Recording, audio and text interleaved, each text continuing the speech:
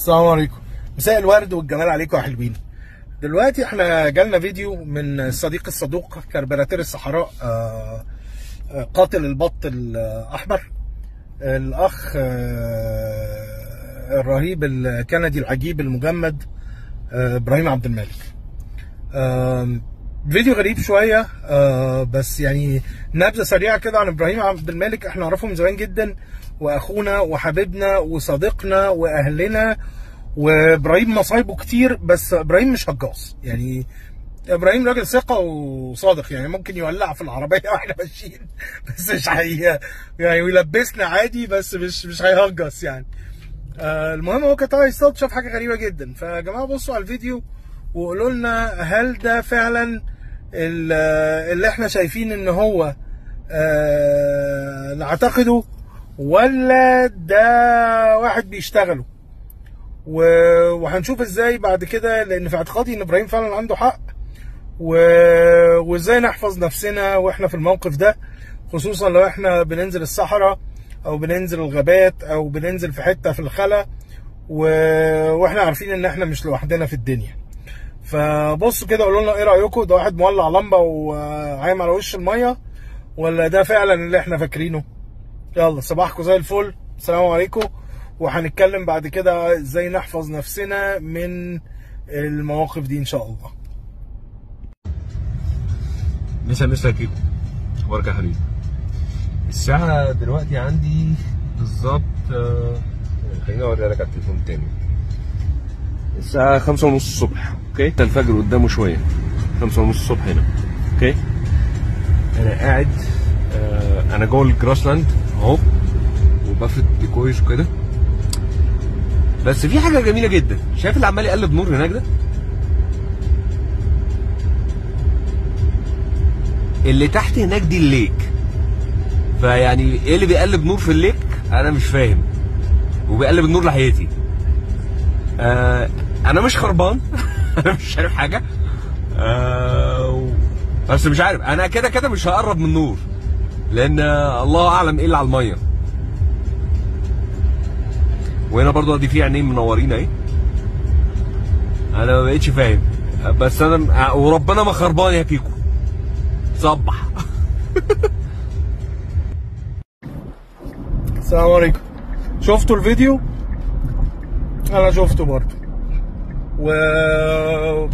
واعتقد ان ده نوع من انواع الجن، موجود في السعوديه واليمن. اهلنا هناك هيبقوا عارفينه اكتر، وهم بيسموه ابو فانوس او اللاهي، لان هو بيلهى الناس عن الطريق.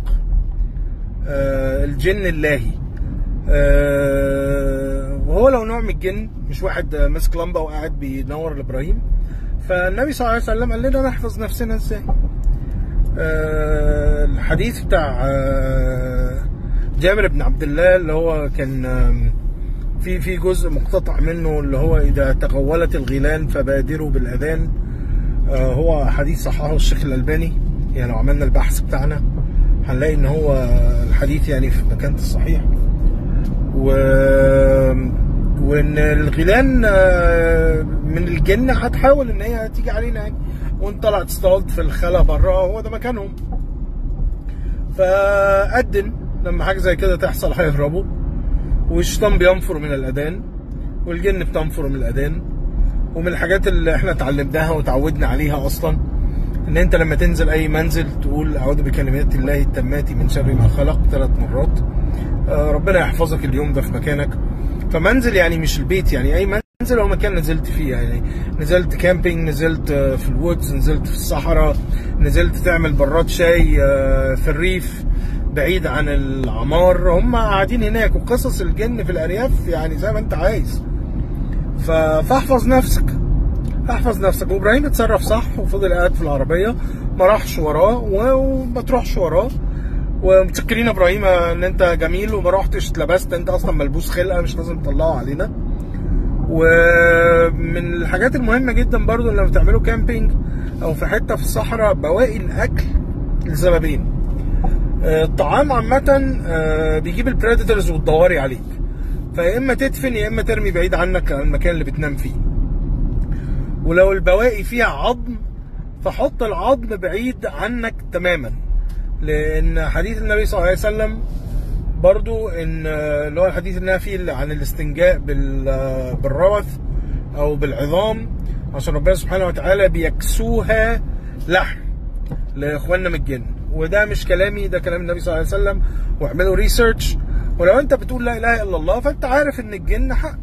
وانا اعتقد ان ابراهيم فعلا حصل معاه انكاونتر مع الاخ ابو فانوس الكندي، وربنا حفظه ورحمنا، ان لو ابراهيم اتلبس هيلبسنا كلنا، فالحمد لله يعني.